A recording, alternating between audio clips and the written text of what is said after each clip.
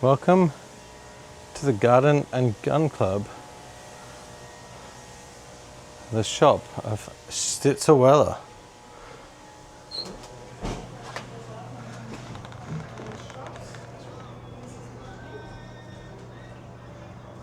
If we are all ready, y'all can follow me and we'll get started on the front porch.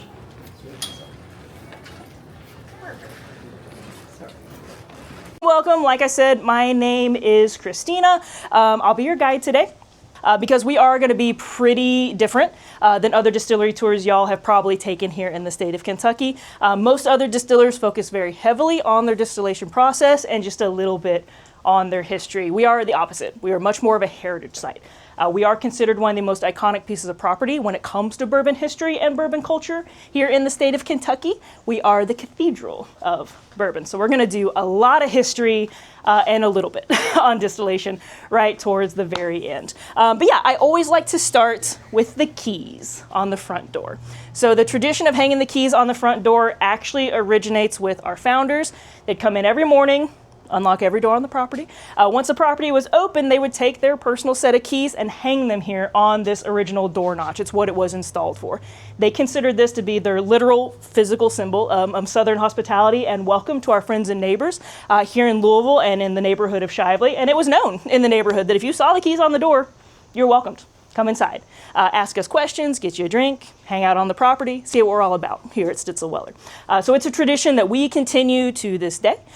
So keys are on the door. Let me officially welcome y'all to Stitzel-Weller. Now, as we continue throughout the property, if you've spent any amount of time on the property already, you will see that we are still all about the keys here at Stitzel-Weller. These 5 keys that we hang out today correspond to the 5 keys of what it takes to make a fine bourbon. And I'm going to use those 5 keys kind of as our roadmap as we go throughout the property. So key number 1 in your bourbon making process are your grains. Your grains are foundational. So at our first stop here, we're going to talk about our company, Foundation. Now, for much of our early history, we are the story of 2 different families. Y'all are smart. We're going to talk about the Stitzels and the Wellers separate from each other before we become Stitzel-Weller. Now, I personally like to start with the Weller family. They're a family of German immigrants. They land in Louisville in 1849, and they come here with the explicit purpose of joining the whiskey industry that's already here. Now, they were wholesalers and rectifiers of whiskey here in the city of Louisville. Y'all know what rectifiers were doing? Correct. So, I reckon. When we rectify something, it means we're going to fix it, right? You're actually a lot closer than you think. When we rectify something, it means we're going to fix it. So rectifiers were purchasing neutral grain spirits, that clear distillate directly from the still, and they were adding things to it to fix it. So think things like brown sugar, molasses, cherry juice, apricot juice, things that are going to sweeten that distillate up and give it that nice amber color that we're used to our whiskey having. Basically, we're skipping that aging process to get that product out on the market a little bit quicker. Now, today, rectified whiskeys tend to have a more negative connotation associated with them, but at this point in history, rectified whiskeys are very common, and there are a lot of really, really popular labels out there, Weller being one of them. In fact, the Weller label becomes so popular that they need to expand their workforce, and there's 2 guys that y'all need to know about when that expansion happens. The first is a Mr. Alex Farnsley. He's a local here to Shively. If you hang out in our neighborhood long enough, you'll see that Farnsley name on the side of buildings, road signs, all over the place. The second is a young man named Mr. Julian P. Van Winkle. Okay, so let's get it out of the way. It's him. 'Tis the guy you think it is. You will not hear us call him Pappy. Oh, sorry, it's Pappy. I'm slow. That's okay. You won't hear us call him that here at Stitzel-Weller. Here at Stitzel-Weller, he's just Julian. He's only 19 years old when he goes to work for the Weller label. So he's not quite reached his mythical Pappy status just quite yet. But he and Alex, they start out as drummers for the Weller brand. It's their job to travel around Kentucky and drum up new business. And by all accounts, they're real good at what they do. These 2 guys get credited almost exclusively with making Weller a household name. So life is good for the Wellers until it's not. And our story does that quite a bit. We're going to ebb and flow a lot here at Stitzel-Weller. Like I said, today those rectified whiskeys tend to have that negative connotation associated with them. As with all things, there were good rectifiers and there were bad rectifiers. Bad rectifiers are going to cut their spirits with not so savory things. So think things like little bits of rust in the bottom of that bottle. It'll turn it a nice amber color. Tobacco spit is one that gets documented quite a bit. Again, it makes a nice pretty brown color. But also different chemicals like iodine get documented a lot in these poorly rectified whiskeys as well. So obviously this hurts our market a little bit. There's not a lot of trust in rectified whiskeys, but also folks are getting sick and dying from these poorly rectified products. This is that point in history, if you watch them old westerns, where they talk about gut rot and poor Billy went blind from the bad whiskey. These were very real concerns. And this is the time period that those phrases come out of. So much so that eventually the government has to step in. And they issue what becomes our first Consumer Protection Act here in the United States. Y'all have seen the labels. It was bottled and bond. Bottle and bond started out as a way to protect consumers from these poorly rectified whiskeys. Didn't outlaw rectification. What year was this about? Right before the turn of the century, yeah. You didn't have to, before Prohibition and all that fun stuff. So you didn't have to stop rectifying. You could continue to rectify. But a lot of these reputable rectifiers at this point opt to go bottle and bond. They get out of the rectification game because, like I said, there's not a lot of trust in that market anymore. And the Wellers are one of them. They decide to go bottle and bond. But remember, they've been purchasing their distillate from other suppliers. They're not making their own juice. So when we decide to make the bottle and bonded switch, we have to find a new partner who's making that bottle and bonded whiskey, and that is where the Stitzel family comes into our lives. Now, they are also a family of German immigrants. They landed in Louisville and opened their first distillery in 1872. Now, the Stitzels were already master distillers in Germany before they came to the United States, and again, they came to Louisville explicitly to join the distillation industry that was already here. Now, their product was a little bit more unique on the market at the time. Kentucky, historically, just like today, we love rye as our secondary grain, that nice, spicy, poppy profile. The Stitzels were working with wheat as their secondary grain, just like they do in their beer breweries in Germany today. You tend to think of those nice, light, wheated profiles. Same thing in their whiskey distilleries. So their product was a little bit lighter, a little bit sweeter. There was a theory that it aged quicker. We now know that's not true, but there was a theory for a while that wheat even aged a little bit quicker, so they're a little bit more unique. The Wellers already have a really trusted label on the market. It's kind of a no-brainer for these two families to team up eventually. Now, we're still two different companies at this point, so basically what's happening is the Wellers are purchasing barrels from the Stitzel Distillery and continuing to bottle and label them under their Weller label and wholesale them that way. And again, life is good until it is not. When we get up into the 19-teens and the temperance movement. Now, sometimes there's this misconception that Prohibition sneaks up on us here in Kentucky, but we were literally being surrounded by it. Tennessee and Virginia go dry years before Prohibition is ever enacted. There are still dry counties in Kentucky today. So these guys knew it was coming, and they're preparing as best they can. But ultimately, the Wellers decide they're just going to get out. They're going to go find something new to do with their lives, and they end up putting their company up for sale. And it is bought by Julian and Alex. Now, we've time jumped, so we're a little bit older. We're not 19 anymore. We've had some promotions within the company. These two guys band together and become business partners and buy out their bosses. So they are now the owners of the Weller brand, the Weller label, and the Weller company. Great career trajectory for these two guys. Not the greatest time to have purchased a whiskey business. They got 4 good years before they cannot manufacture, sell, or transport alcohol in the United States anymore when Prohibition does take effect in 1920. Now, there are some exceptions to those Prohibition laws. Y'all know the most common one for whiskey? Medicine. We knew that one. Okay, medicine. Whiskey is a medicine. Today it's over the counter. During Prohibition, you needed a prescription for it. But not just anyone could sell medicinal whiskey to these doctors and pharmacists all throughout Prohibition. You did have to have a governmental license to do so. 10 of them are issued. Only 6 of them are claimed. But all 6 are claimed here in the state of Kentucky by Kentucky distillers. So all of your legal whiskey during Prohibition came out of the state of Kentucky. One of them is claimed by the Stitzel Distillery, so we're able to continue selling Stitzel whiskey to these doctors and pharmacists all throughout Prohibition. So this is how we survive Prohibition. But ironically, Prohibition ends up setting us up pretty nicely for Repeal Day. If y'all learn nothing else from me today, the consumption of alcohol in the United States increases by nearly 60% during national prohibition. It was the biggest backfire. There's a reason it's the only amendment that's ever been repealed. It did not work. But with this big uptick in consumption, we actually start to run out of whiskey. Those distillers' licenses are a misnomer. We're still not allowed to distill. Nobody could make new whiskey in the US. We were just able to sell what we had in backstock, essentially what was in our warehouses. With this big uptick in consumption, we start to run out way sooner than anybody anticipated. So these doctors and pharmacists are starting to proof down their whiskey deliveries to make them stretch a little bit longer. We're like one step away from rectifying again. So the government has to pivot yet again. And they issue what we call distillers' holidays or whiskey jubilees. You hear them called jubilees because they last for 100 days. 100 calendar days. If you had one of these medicinal licenses, you could fire back up and you could replenish your stocks. Now, as luck would have it, those distillers' holidays came exactly 4 years before the repeal of Prohibition. One of those bottle and bonded regulations was you had to let your stuff age a minimum of 4 years before you got your bottle and bonded stamp of approval. So when repeal day happens, we got warehouses full of the stuff. Freshly aged, government approved, ready to hit the market immediately.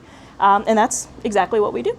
But I will pause there. I know it's a lot to process. These first two stops are real history heavy. I'll get into what happens to us after Prohibition at our next stop. I'll take questions over there as well, just because I want to jump out of Deanna's way here.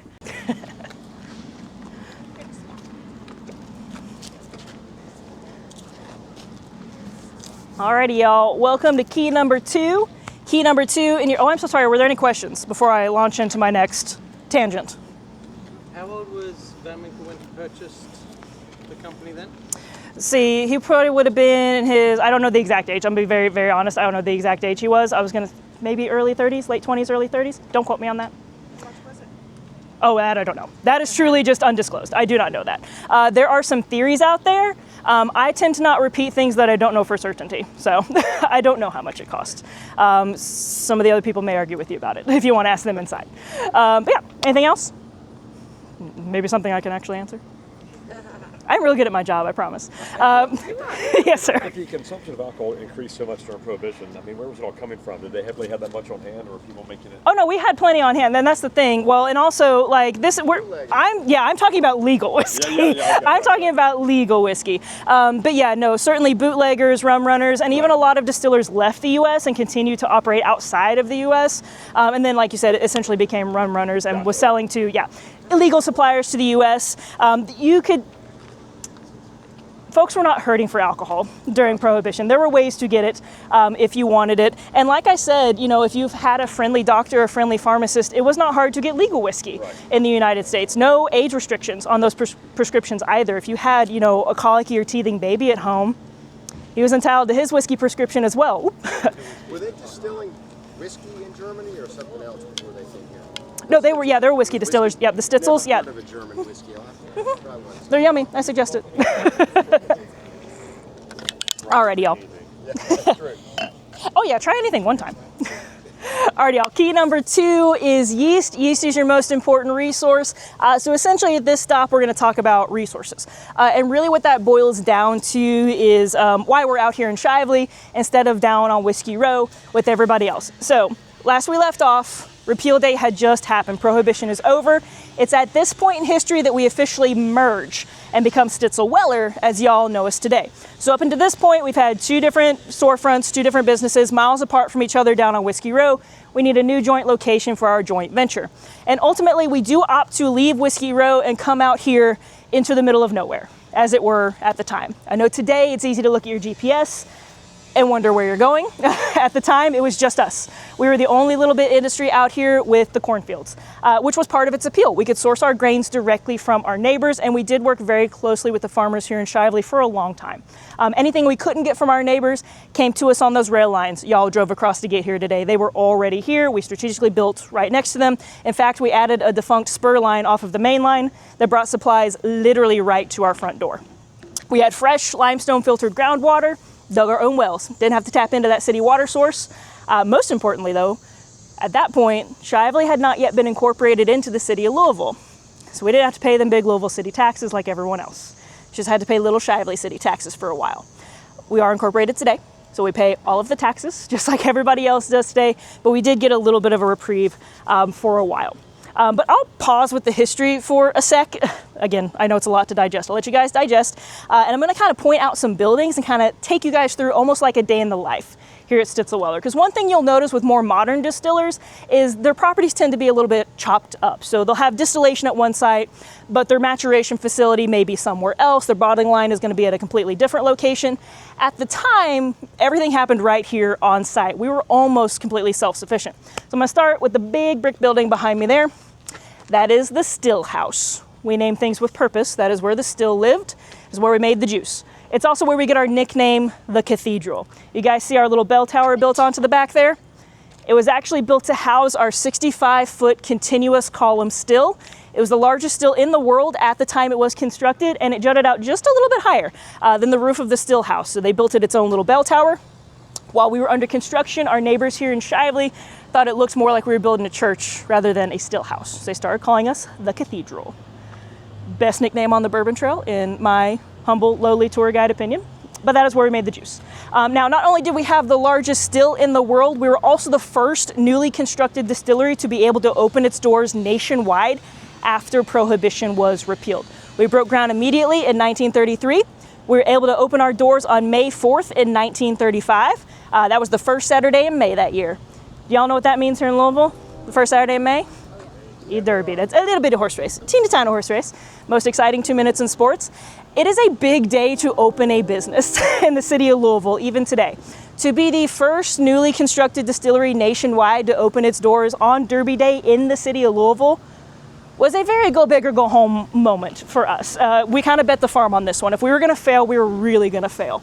But we're still here today, so obviously it all worked out for us. But that, like I said, is where we made the juice. Once it was done being distilled, it would have been piped overhead across the street here to this little black building. This is the fill house. Again, we name things with purpose. This is where we filled the barrels. You can see the middle section of the building juts out, again, a little bit higher. That's where the cisterns are. There's 2 of them. They're 2 stories tall. When we were at maximum production after the Second World War, we could fill a barrel of bourbon every 4 minutes. To just kind of compare and contrast, our sister site Bulleit down in Shelbyville today, they're filling a barrel about every 8 minutes and a few seconds today. So we were churning it out, even compared to modern distillers. Once it was in the barrel, it needs to go age, right? And that's what all these tall, dark, repetitive buildings are. There's 19 of them on site. These are Rickhouses. When we're at max capacity, we can house 338,000 barrels of bourbon at a time. We are still primarily a maturation facility today.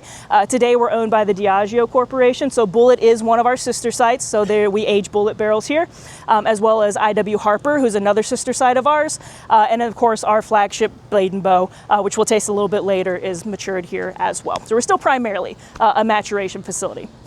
Once it is done aging though, it needed to go into the bottle. The original bottling line is no longer standing. It would have attached right to the front of the still house there. You can kind of see that white line. It's where the 2 buildings connected, and it extended out across that parking lot almost all the way to this little building here, which is one of my favorites. That is our tax house.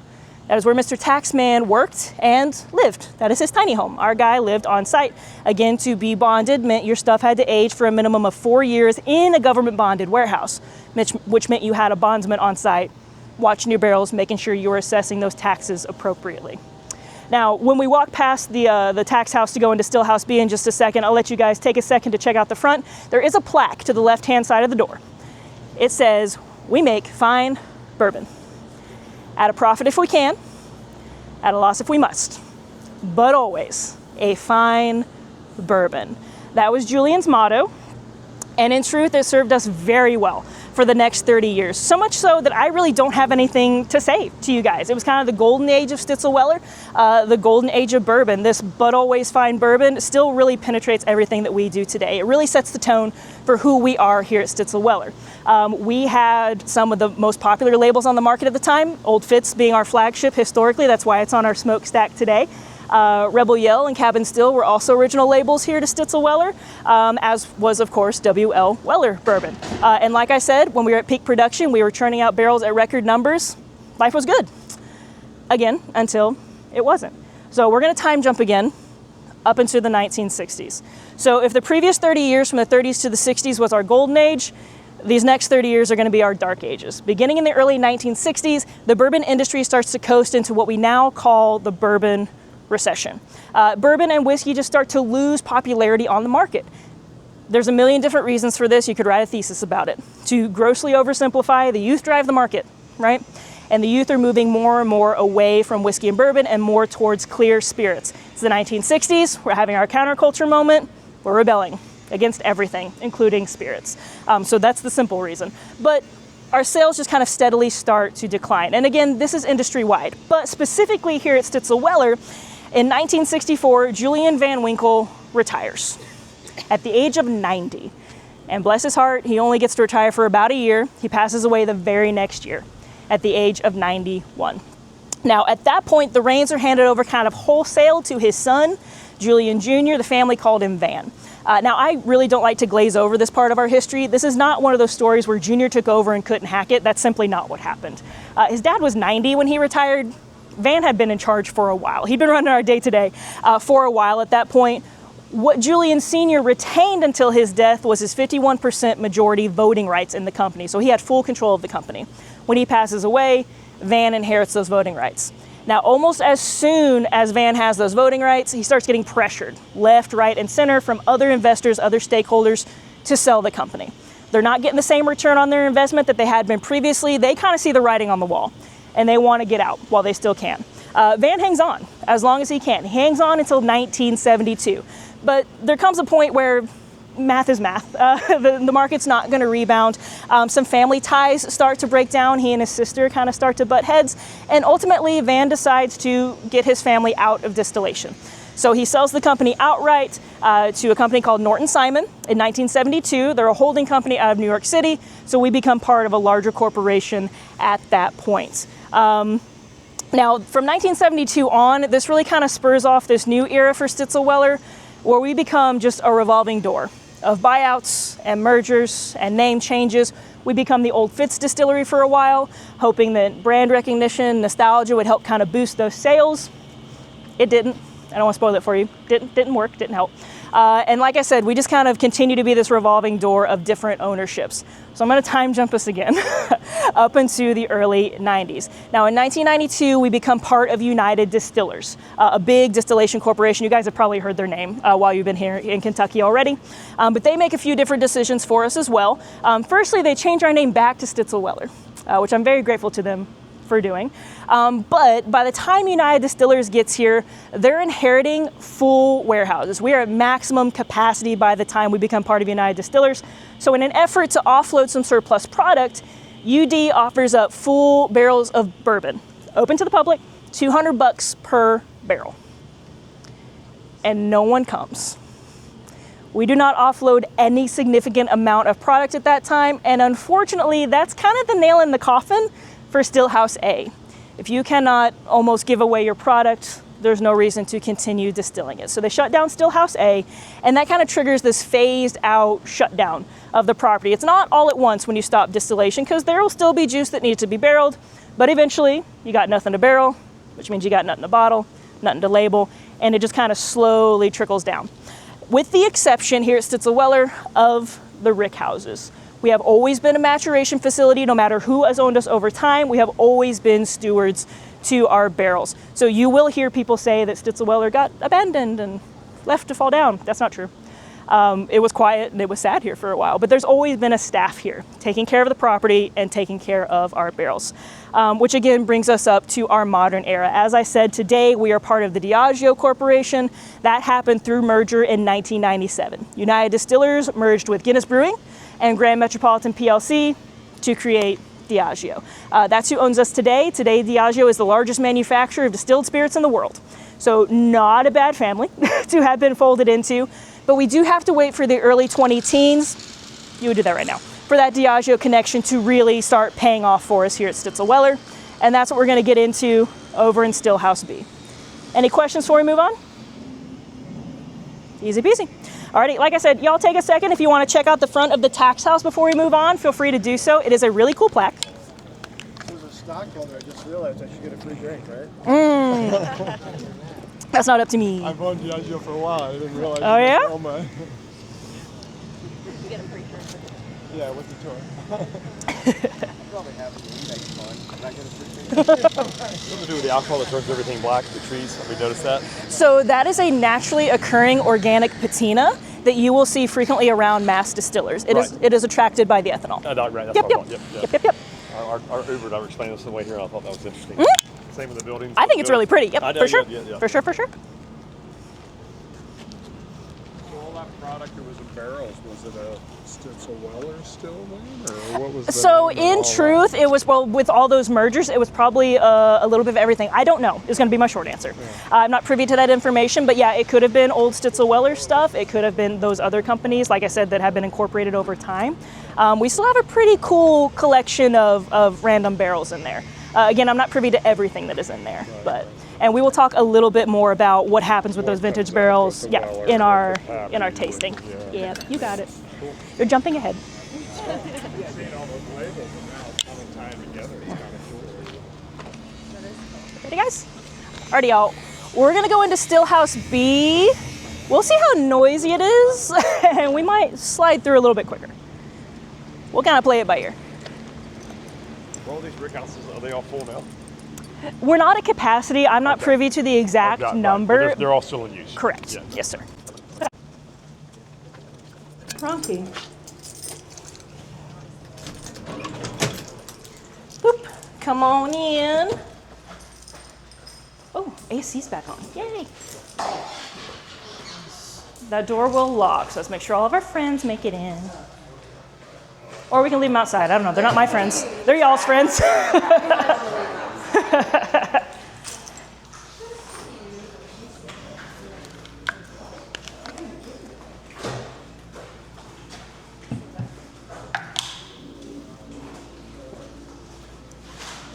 We got everyone. Alrighty, y'all. Welcome to Stillhouse B. Now, all of the equipment in this little display hallway here was salvaged from Stillhouse A, so feel free to look around. You're not going to hurt my feelings if you're looking around while I talk. I've been a tour guide for a long time. I don't have any left, so I'm going to do my thing no matter what y'all do. But welcome to Stillhouse B. So this brings us to key number 3. Key number 3 in your bourbon making process is fermentation. Fermentation's when everything changes. For us, everything changed in 2015, boop, when we opened Stillhouse B. So beginning in the early 2000s, essentially the opposite of what happened in the 60s is happening again. New millennium, new youth, new counterculture. Counterculture twice, you just go in a circle. All of a sudden, whiskey and bourbon are getting popular again. The difference being, this time, we all have social media for the first time. So now we can talk about it in a way that we've never been able to talk about it with people before. And there's this big boom in interest in the distillation industry. Suddenly, folks are coming to Kentucky for something other than the Derby. So the Bourbon Trail is officially formed in 1999, really takes off in the early 2000s, 2010s. We joined in 2014. Open Stillhouse B and invite you guys back inside the next year to see what it is we're doing. So we are distilling on site again today. It's just that today we are a micro distillery, so there's still no mass distillation happening here at Stitzel-Weller. So over y'all's shoulder there, that is our chemistry lab. Today we are primarily a research and development facility. So our distiller is working on new flavor profiles, not necessarily just for us, but for Diageo sister sites as well. I don't know what, and I don't know who. I'm not privy to that. Let's get that out of the way. I am not privy to that. I find out when y'all find out what they have been working on back there. But regardless, if they are making a bourbon, there are certain regulations that they have to follow.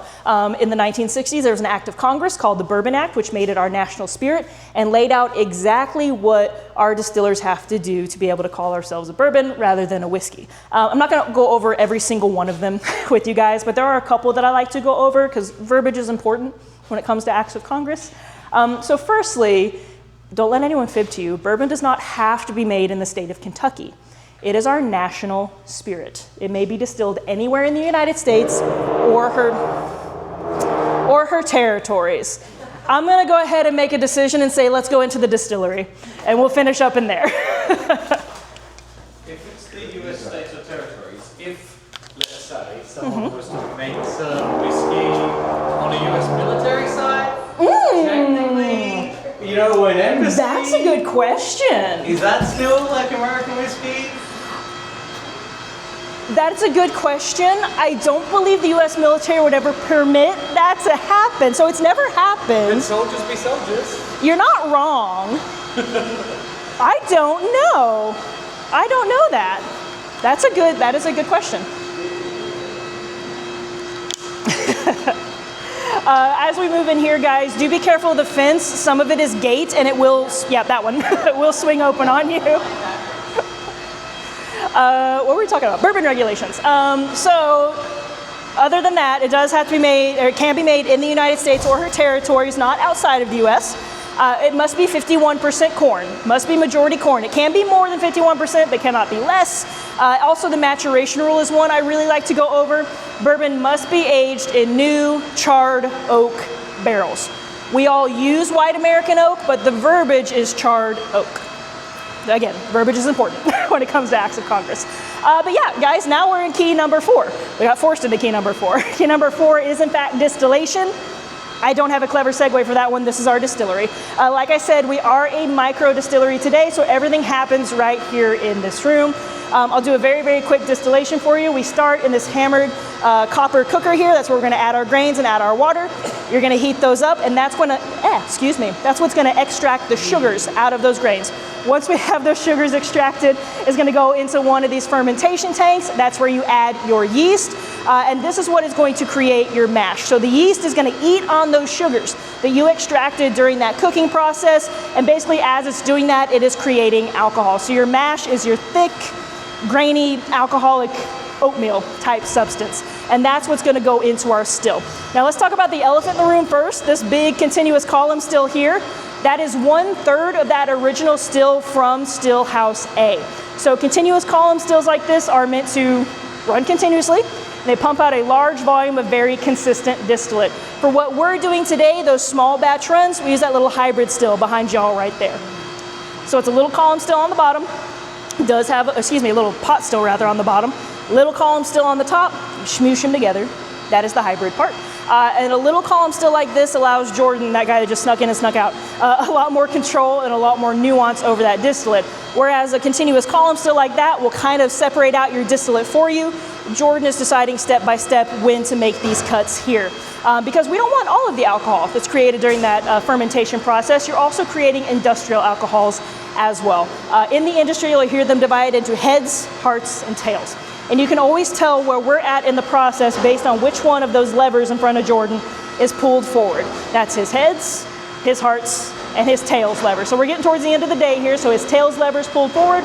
That means he's essentially just discarded his tails portion of this. The heads are what we want, the hearts rather, are what we want to collect, and that's what is going to go into our barrels and eventually become bourbon. Now you can see, it is warm in here. You can see that distillate that's still kind of trickling down in the tails box there, it's completely clear. It looks just like water, just like any other grain alcohol when it first comes off the still. 100% of that color and up to 80% of that flavor profile is strictly coming from the barrel itself. Which brings us to key number 5, which is maturation, which is personally my favorite key. We're gonna dart outside here and check out the Rickhouse. Whew, yeah, I agree. It's warm in there. Quick question. What's distilled here goes to market, or that's just to support the lab, sort of new flavor profile? Correct, yeah, it supports the lab. Yep, you got it. He's itty bitty, he's not making a lot every day. Now, Jordan is making about 2 to 3 barrels a day. Okay. Yeah. So you could sell it for a lot in the original. I don't know that. Come on in, y'all. Be a little bit cooler in here. Not a lot today, though. It's kind of muggy today. Can we still get one of these for $200? Oh, for sure, yeah. So Jordan wouldn't get mad at me at all. It's clear till it hits the barrel. Until it's a barrel, it's clear, right? Correct, yeah, until it hits the barrel, yep. We got everyone? Alrighty, y'all, welcome to Rickhouse N. This is the one we use for the tour. It's also the one that Jordan uses most frequently, so you see it's not a full Rickhouse because we open these doors every morning. And opening these doors is going to change how these barrels mature. But since Jordan is monitoring them very, very closely, it's okay that we open these doors every morning. We're not going to mess up these barrels. But in truth, we could open any Rickhouse on the property, and it's going to look essentially exactly the same. And when I say Rickhouse or ricking system, I'm talking about these guys, the literal apparatus that the barrels are sitting on. Now, the Rickhouse and the ricking system is one of the reasons you can make an argument that Kentucky may be one of the better places to make your bourbon. It was designed specifically with Kentucky's climate in mind. So previous to the ricking system, you guys can look around, previous to the ricking system, barrels were stored sitting upright, stacked on top of each other, shoved into these little normal warehouses. They weren't aging very efficiently because what ages your bourbon is the air being able to hit that barrel. So the ricking system, if you look at it, is designed so that these barrels do not rest against each other. They don't touch the ground, they don't touch the ceiling. The air is able to hit those barrels from all directions. And the ricking system was designed and patented by one of the original Stitzel brothers. His name was Frederick. But he designed the ricking system, again, specifically for Kentucky's climate. We have real hot summers, real cold winters, real humid, everything's in between, and it's those drastic changes in our temperature and our climate that is causing the barrels to age a lot more efficiently. So the Rickhouse itself, you can think of as almost being like this breathing entity. So all those windows you guys saw on the front, they're repeated on the back. That's why it feels a little bit cooler in here. There's constant airflow in here. Those windows are going to pull air in from the outside.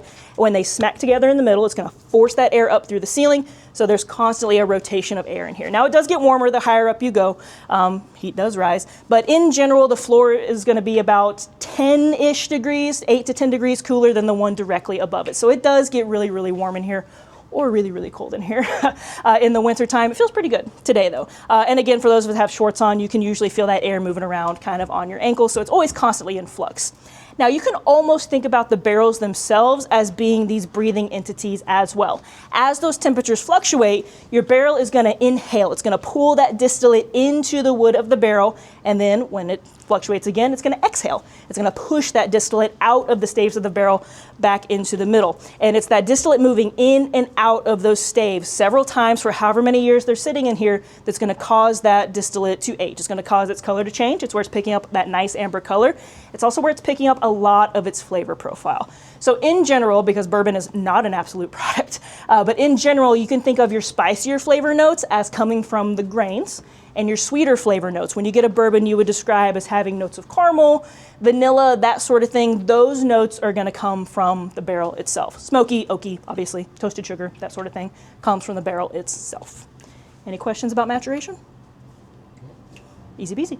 Now, as you guys look around, you will see these barrels do weep a little bit. They kind of seep, or they might spring little leaks here and there. We tend to not worry about that too much today. Today, barrels are all laser cut and pressure tested before any bourbon ever touches them. So when they do leak a little bit like this today, they're essentially gonna be self-healing. The sugar that's inside that distillate is gonna be enough that it's gonna scab itself over. So we don't really worry about these guys weeping too much today. Historically though, if you had a leaky barrel, that could be a problem for you. You could potentially lose a good amount of your distillate to that leak. So you did have to have a guy on site that could repair those barrels for you. Now I know I said this is key number 5, and that is true, but I do have one more quick little bonus stop for us before we head in to do our tasting. We are actually the location of the last remaining original Cooper shop on the Bourbon Trail. When we found out we were the last one standing, we picked it up and moved it to the front yard so you guys could check it out. So we're gonna duck into the Cooper shop real quick. I'll quickly go over how you would repair a barrel, and then we'll go do our tasting. Boop.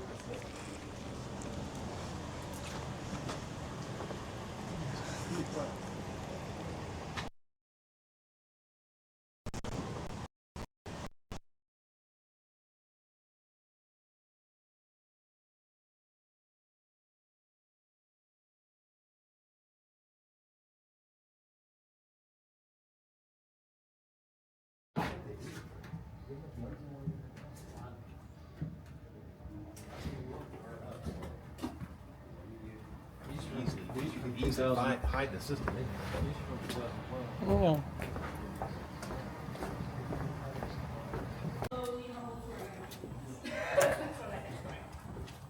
But also bourbon in general, as other spirits, the tourism and the heritage aspect of it, like, is so different than any other spirit. Like, I personally almost can't speak to it, honestly. I've not seen any change on our property, but yeah. I'm not stressed about it, if that helps.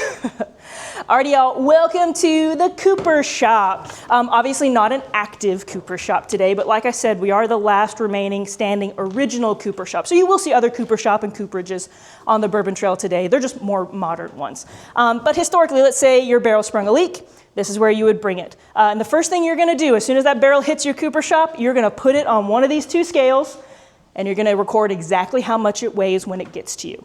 once you have that weight recorded, you're going to roll it up onto one of these metal troughs here, and you're going to empty that bourbon out. We do not work on our barrels with bourbon inside of them. So you're going to empty that bourbon out, and then once your bourbon is out, you can kind of take your bands off and work on your staves. So essentially, what you're going to do, you're going to establish your problem stave, where your leaky stave is. Now, the only way historically or today that you could repair a barrel are with these guys. And, well, I was about to say, I'm not a very good cooper, so I'm going to leave it in place, but never mind. I will cooper this barrel as best as I can. But essentially, you find your 2 problem staves, you take your dried cattail reed, readily available all over Kentucky, and it's like a shim. You're going to shimmy it down, boop, between your 2 problem staves. Again, see, I'm not a good cooper. You get it. And like I said, it's basically going to work like a shim. And bourbon barrels are all about pressure. So once you have your cattail reed in place, you're going to put the bourbon back in, and that bourbon's going to push against those staves. It's going to force it out and really just kind of wedge that cattail reed into place. Now, the reason we use cattail reeds as compared to anything else is they are completely sensory neutral. Once they are dry like that, they will not impart any new color, and they will not impart any new flavor onto that bourbon whatsoever. Because remember, once the bourbon's in its barrel, it's in its barrel. You cannot change a stave, and you cannot simply put it into a new barrel. If you do, you have now changed its maturation process. You have changed the flavor profile of what you intended that bourbon to be. Like I said, today we tend to not have to worry about leaky barrels once they make their way to us. But if these guys fail their pressure test at the cooperage before they come to us, this is how they're going to shore them up. They still use this exact process today. They have a cooper there with a stack of cattail reeds. He'll shore it up, and they'll test it a second time. It does only get 2 tries. If it fails that pressure test a second time, he's not going to be a barrel. He's going to be taken apart and used for parts. But yeah, the exact same process. It has not changed. Now, once you are confident your barrel is no longer leaking, we've got our lid back on, our bourbon back inside, the last thing you do is put that barrel back on the scale and record exactly how much it weighs leaving your cooper shop. And those 2 numbers better match. This was a very, very quick process. This bourbon was not out of the barrel for more than 10 minutes, average 5 to 7 minutes at a time. It was a very, very quick process. So if you lost a decent amount of bourbon in that time, you probably weren't a very good cooper. Or you were a dishonest cooper who was skimming a little off the top before he sent that barrel back. And remember, Mr. Taxman is right over there watching everything that we are doing. So the last thing you do is record its weight. Can't they just record the first weight light and then just... You could, but again, I think you'd get caught eventually. And honestly, if I'm being honest, I don't think skimming off the top happened as much as folks want us to think. This was a good gig. If you were a cooper at a major distiller, you had it made. So I don't think skimming off the top would have been worth it to most of these guys. I'm sure someone did, because that's where we get the phrase from, right? But also, I'm sure you got most of the bourbon you wanted anyways as a perk, if I had to guess. But yeah, you could. There's certainly ways around it. Our coopers would never, though. Anything else, y'all? Alrighty, guys. So we got one more thing. We got to go in and do our tasting. I will say our tasting room is all the way down that main hallway, so just please make sure you stick with me. We only have our room for a certain amount of time. I promise all the cool stuff we're going to pass on the way will be there when you're done. Again, my tall friends, watch your noggin.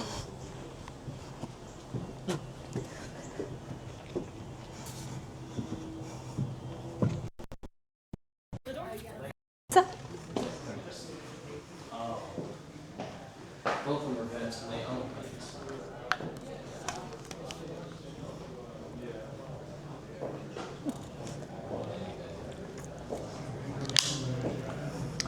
Alrighty, guys, we're gonna hang a hard right.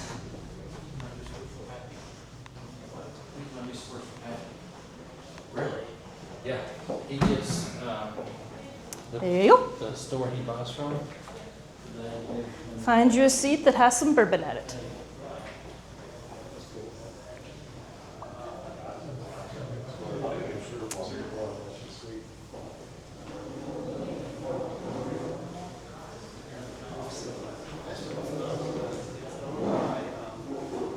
Good deal, good deal, good deal.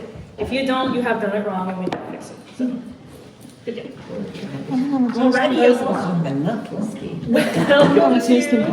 our tasting, now this is the 1849 room. This is the original conference room for Stitzel-Weller. So I'm sure you can hear, we've got real good acoustics in here. But that means if you are having a private side conversation, no you're not. I can hear everything y'all say, so keep that in mind. Just make sure everyone can hear what's going on during our tasting. But welcome. So we had all done distillery tours before, which means we've all done tasting flights before, right? So we know how this is going to work. Cool. We're going to work our way left to right. We're going to smell it. We're going to taste it. We're going to talk about what we smell and taste. If what I smell and taste is not what you guys are picking up, that's okay.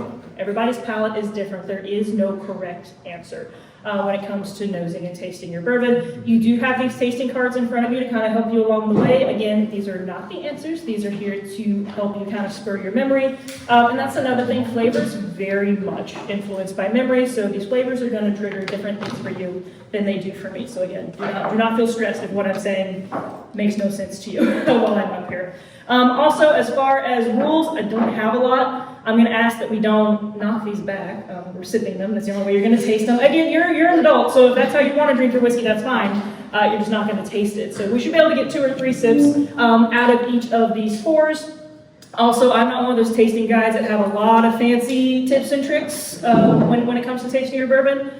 It is really not that serious, in my opinion. But what I do suggest is keeping your mouth open when you nose that bourbon. So flavor is 80% aroma. So most of what you're tasting out of products are what you're actually smelling. So by keeping your mouth open when you nose that bourbon, you're just kind of creating a vacuum in your sinuses. So the more of that you can get up into your sinuses, the more the nuanced flavor you're going to actually be able to taste as you go. It's like when you tell your kids to plug their nose when they take their medicine. That is real. That actually works. The opposite works as well. The more you get in your sinuses, the more you're going to actually taste. So I just like to give my Glencairn a little tilt, lay it right under my nose. You almost kind of want to breathe in through your nose and your mouth at the same time. Just a little. Doesn't take a lot. Don't suck it up into your brain. Just a little bit. And then whenever you guys are ready, go ahead and give it a little taste. This is not one of those you don't have to wait for my permission. Like I said, you're adults. Drink your whiskey.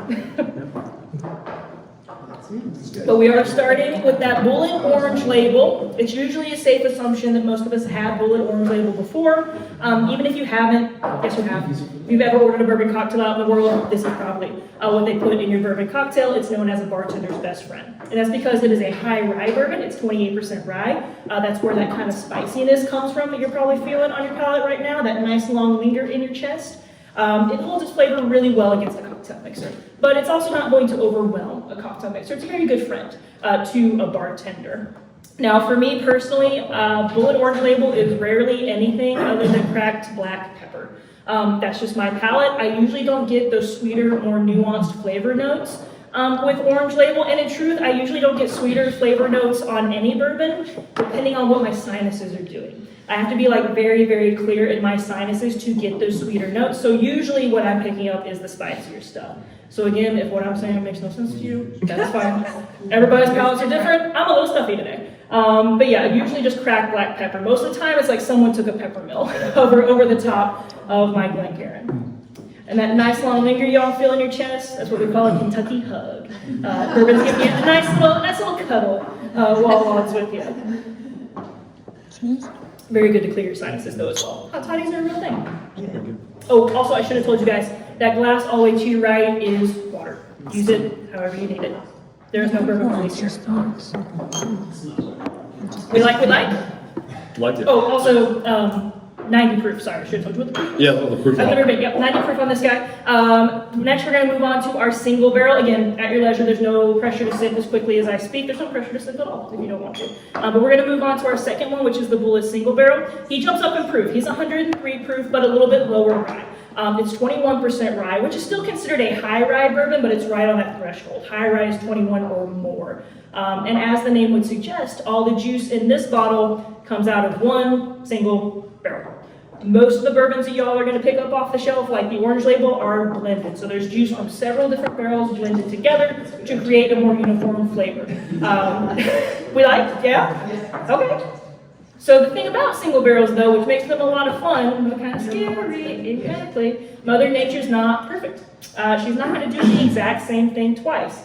Now, I would say most of the time they're neighbors, they're friends, they're in the same neighborhood, but every once in a while you can get one that the flavor profile is very, very different. It can kind of smack you out of left field, as it were. But that's part of what makes single barrels so much fun. Oh, yes. Now, even though this guy is a higher proof, I tend to not get a lot of that long lingering burn. He tends to be a little bit more mellow for me. Also, when I use verbiage like that, hot, spicy, smooth, mellow, what have you, this is not verbiage of quality in any way. There's no such thing as a good and bad bourbon. They're just simply different. So this is just how they react with my palate differently. But that does kind of show you, you know, proof is not always an indicator of heat. It can be, so don't get mad at me if you buy a high proof bourbon and it's hot. But don't let that, you know, keep you away from high proof bourbons for that same reason. Full disclosure, I have never tasted chocolate covered cherries in one of these single barrel bottles. Some folks do. I do get folks that will pull that out. Again, they just have a better palate than me. I get a lot of those winter spices, kind of that cinnamony type. Yeah.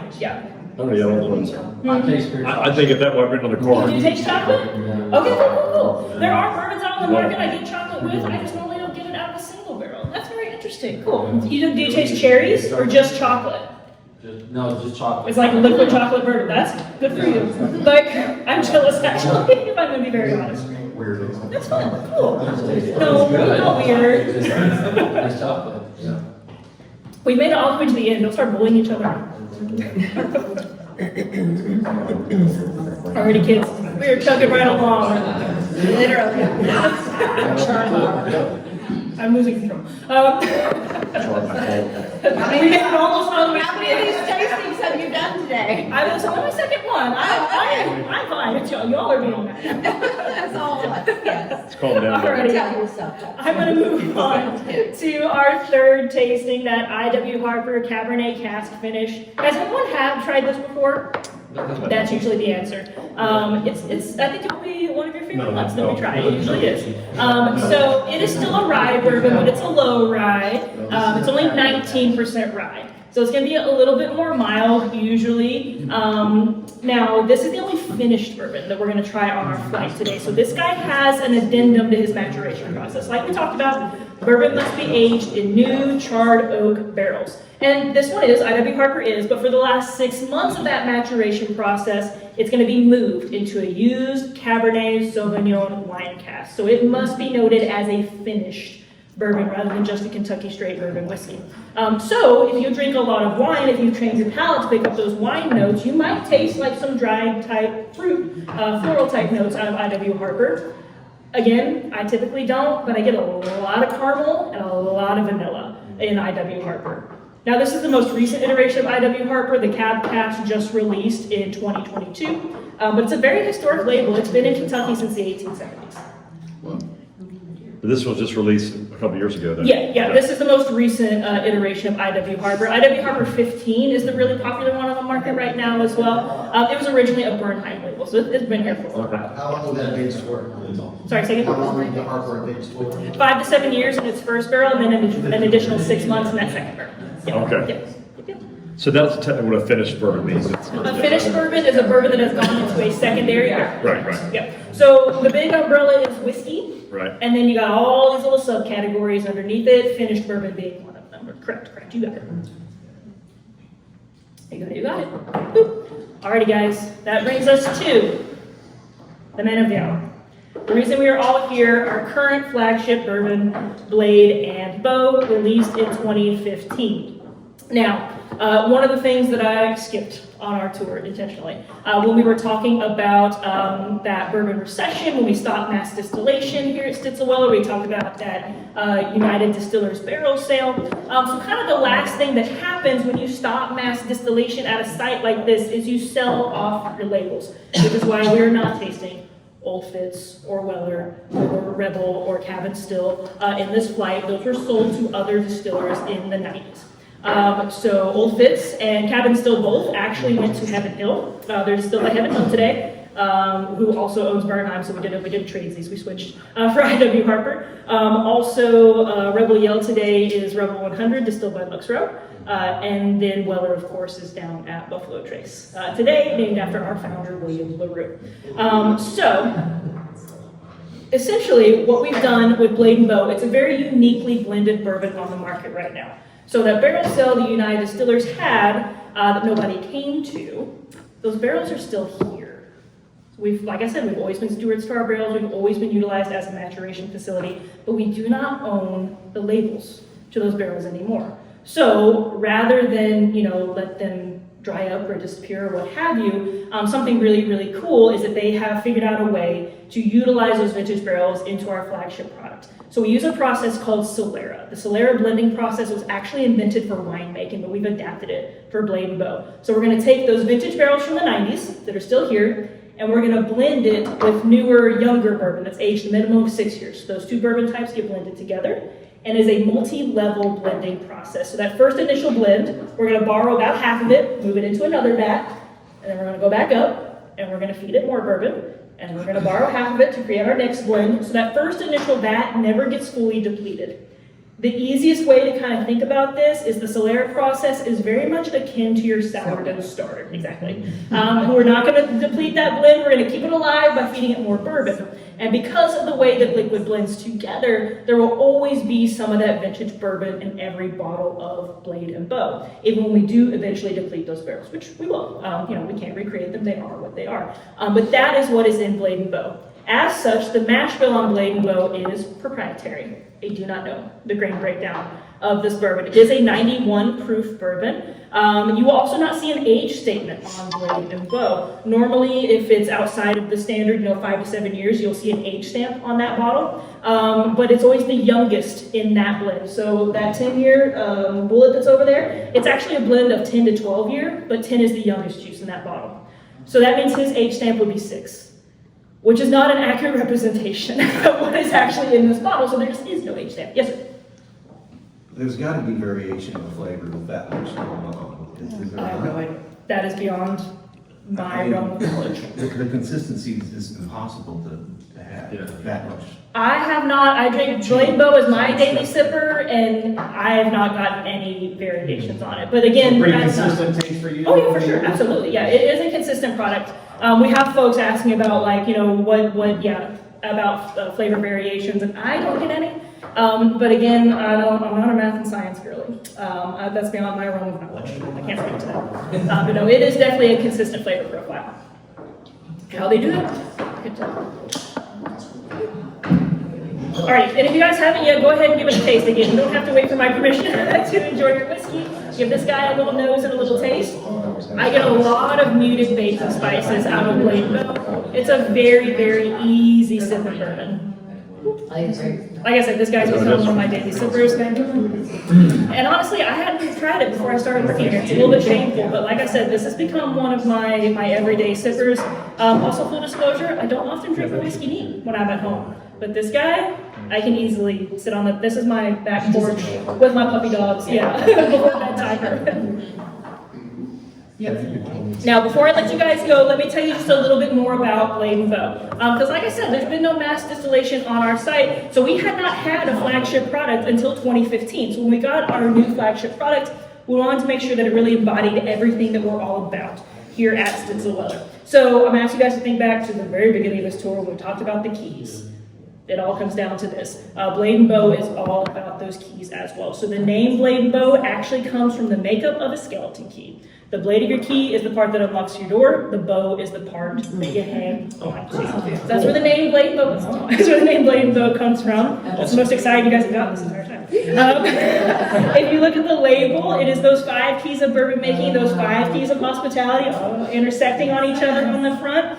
So Blade and Bow itself is all about fellowship and hospitality and welcoming. Also, the 5 keys of bourbon making are printed on the outside of the bottle. If you ever want to look super smart in a cocktail party, repeat the 5 keys of bourbon making to your group. Also, you will notice that each bottle of Blade and Bow does have a literal skeleton key attached to it. If you look closely at the teeth, those keys are, again, it's unfortunate my job is just to talk to y'all. Those keys are numbered, this is my last one of the day, 1 through 5. If you collect all 5 of those keys, you become a member of the 5 Keys Club. That's cool. Right? It's fun. It's like when you ate your cereal, you're going to drink the bourbon anyway, you might as well get a prize at the end. Now, your main prize is your gold-plated mint julep cup with your name engraved on it. If your state allows for alcohol promotions, we'll mail it directly to you. If it does not, you do simply have to come and see us again and pick your cup up. You also get a lapel pin that notes you as a member of the 5 Key Club. We encourage you to wear it. when you come to visit us. We want to know who you are. But you also get some other like member-only perks, purchases, and things like that. And I think they're even working on some new stuff right now. So it is fun. Like I said, if you're going to drink the bourbon anyways, may as well get a prize when you're done. Also, we did go a little bit over time, so just really quickly, a couple of housekeeping things. We do have 2 allocated bottles available on site right now. Actually, no, I'm sorry, I misspoke. They have sold for the day. We sell 1 bottle per day, first come, first serve, so they're not available for today, but they will be available tomorrow morning, should you want to come back. It is a second iteration of Blade Boat called Blade Boat 22, which is a blend of only those vintage barrels. There's no new juice in a bottle of 22. And then there is the Stitzel Reserve 24-year-old Kentucky Straight Bourbon Whiskey. That Stitzel Reserve yielded less than 200 bottles in totality. It was a lot of 20 vintage barrels. Nicole Austin, she used to be the master distiller down at Dickel. She is now the director of whiskey development for North America for Diageo. The Stitzel Reserve is one of her projects with us here at Stitzel-Weller. So she went through this lot of 20 vintage barrels.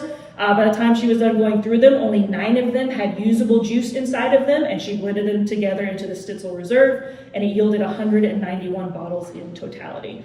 So it is a very, very rare juice. And like I said, those 2 bottles have sold for today, but I'm not just teasing you, I'm telling you this because you can taste both of these bourbons upstairs in the Garden and Gun Club, if you do want to taste them. And like I said, the bottles will be available tomorrow, if you want to come back and see us in the morning. But that being said, Garden and Gun Club is open upstairs. Last call is not till 5:45, so if you want to run upstairs, grab you a cocktail, you're welcome to do so. They are a full cocktail bar. Also, them keys are on the door. Property's open to y'all. Hang out with us as long as you want. If you want to go back outside and check out some of those buildings, if the door's open, you're welcome to walk through it. Don't open any closed doors, don't have any fences. So y'all are welcome to go outside and explore. Also, that history hallway and those branded rooms that we walked past, those are open to y'all as well. Stay as long as you want until 6 o'clock, then I'm going home. But yeah, no, you all are welcomed. We did run a little bit over time, so I'm going to go ahead and open that door, so anyone that wants to skedaddle is welcome to, but I'll happily hang out and entertain any more questions that you have got.